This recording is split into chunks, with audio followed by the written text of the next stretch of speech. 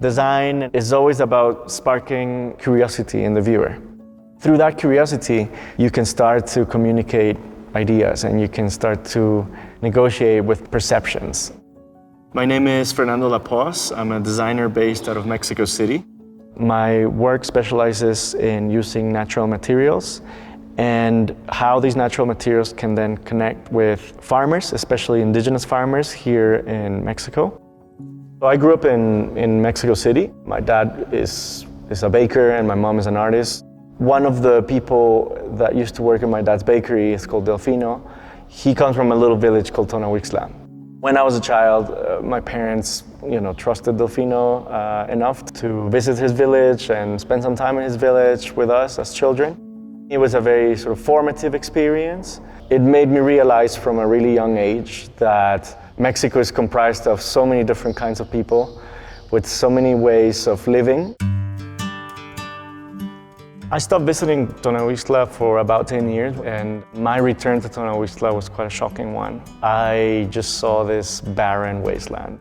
What we've been trying to do for the past decade is to regenerate the farmland around this village that was very heavily eroded during the 1990s, working together with an indigenous community to get what they lost back. My first big project in conjunction with this community is Totomoxle.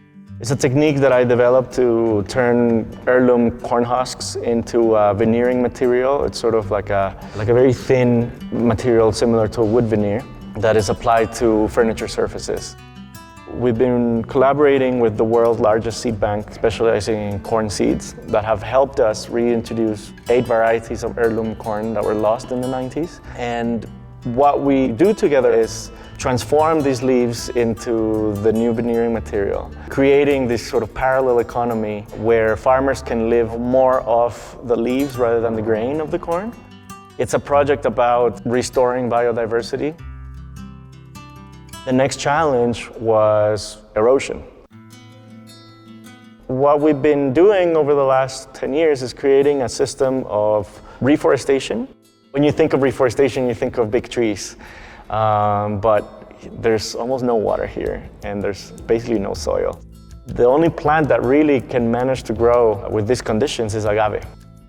What we've been doing is creating these physical barriers on the side of these mountains where we dig trenches, and in front of every trench, we plant an agave. When the rains come, these holes become full of water.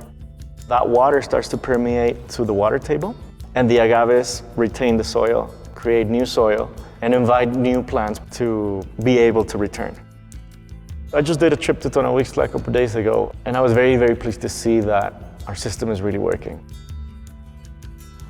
We have to prune these plants to maintain them. Once you scrape the green crust out of them, you're left with a material that is commonly known as sisal. I have a whole range of furniture that is made with this material. It almost looks like hair, almost like horse hair. I call it sometimes vegan horse hair. And probably my most known piece is the pup bench or the dog bench, which are these little hairy benches that you can sit on. This is a process that gets done in the community by the farmers. That allows us to keep planting, that allows us to keep the community working. Another project of mine is my work with loofah. Loofah is a very, very sustainable material because it grows very quickly. It's a fruit that is related to pumpkins and cucumbers. Once it dries out at the end of the season, you're left with basically its skeleton, which is a network of fibers that is typically used in the shower.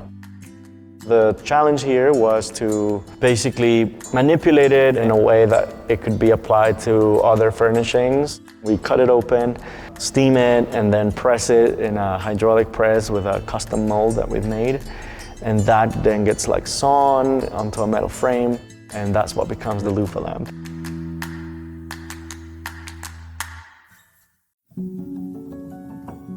With all the materials that I work with, loofah, corn, agave, I like to not lose the soul of the material. So in a way, it's all about minimal intervention.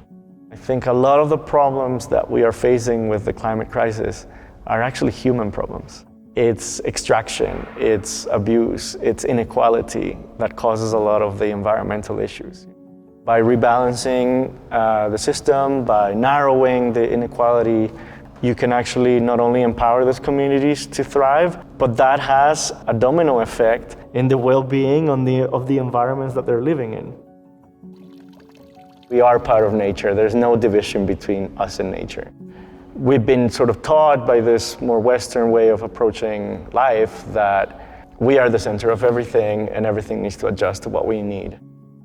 Part of this understanding of people that live more traditionally is that, no, there's times where you just can't have what you want and you have to wait for it.